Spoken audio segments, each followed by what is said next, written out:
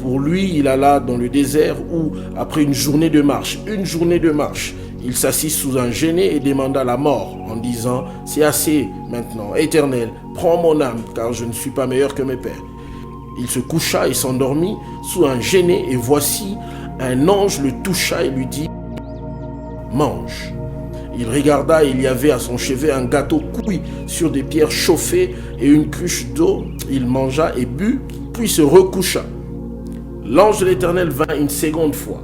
Vous voyez, un nouveau départ, c'est une seconde visitation. D'accord. Vous voyez, l'ange de l'Éternel vint une seconde fois. Il le toucha et dit, lève-toi, mange, car le chemin est trop long pour toi. Il s'éleva, mangea et but, et avec la force que lui donna cette nourriture, il marcha 40 jours et 40 nuits jusqu'à la montagne de Dieu à Horeb. Que Dieu bénisse sa parole. Amen. Frère Michel, je vais commencer avec cette histoire d'Élie. C'est-à-dire, Élie, c'est un homme de Dieu très puissant, un homme de Dieu atypique. Élie, les Tishbites, on ne connaît pas sa généalogie, on ne sait pas il vient d'où. Son histoire commence comme ça. Vous voyez? Donc, on n'a pas beaucoup de références. Mais il a fait des choses incroyables avec Dieu.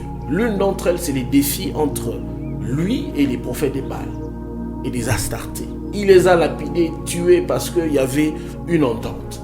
Après avoir fait cet exploit, après que Dieu ait manifesté sa fidélité, parce que le deal c'était quoi? C'était que le Dieu qui répondra par le feu sera le véritable Dieu.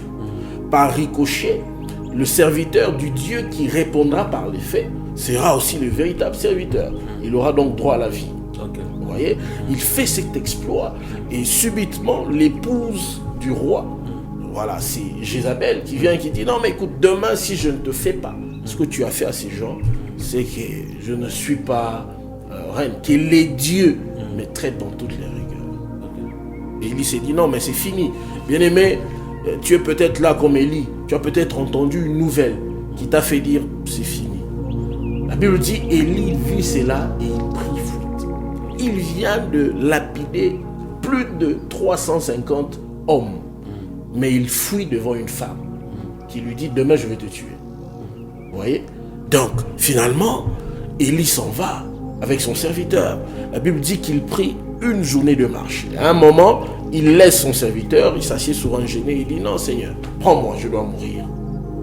Oh, il y a des situations dans la vie qui... Moi, j'ai déjà demandé la mort à Dieu. Vous savez, il y a des gens qui se donnent la mort. Nous savons que mourir, se donner la mort, c'est un péché. Mais je peux demander à Dieu. J'ai déjà prié, j'ai dit Seigneur, quand je m'endors... Et c'était dans quelles circonstances? Que demain, je ne me réveille pas.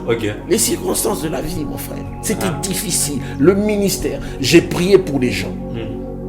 Ils recevaient ce que moi, je n'avais pas. Ça veut dire, tu pries pour quelqu'un. Voilà, tu pries pour une situation.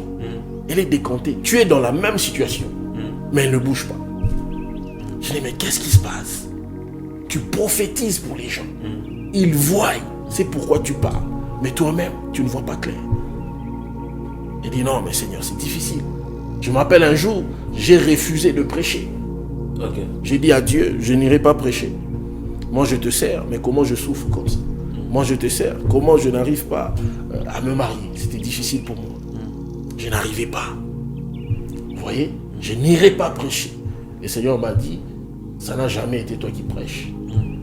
C'est moi qui prêche toujours partout. Il dit, ok, si c'est toi, je ne prépare rien, je vais me tenir là, prêche alors.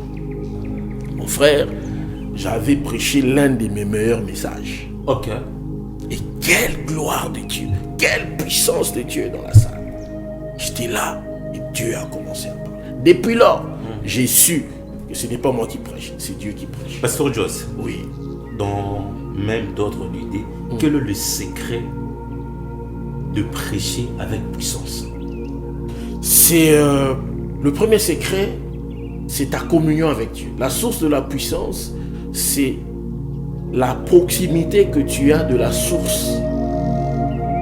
La source qui est Dieu. Je te dis une chose, mon frère. Quand quelqu'un est très proche d'une personne et qu'il vient nous donner une information sur cette personne, on ne va pas douter. Parce que la puissance commence par l'effet que le message produit dans le cœur. Ce n'est pas d'abord les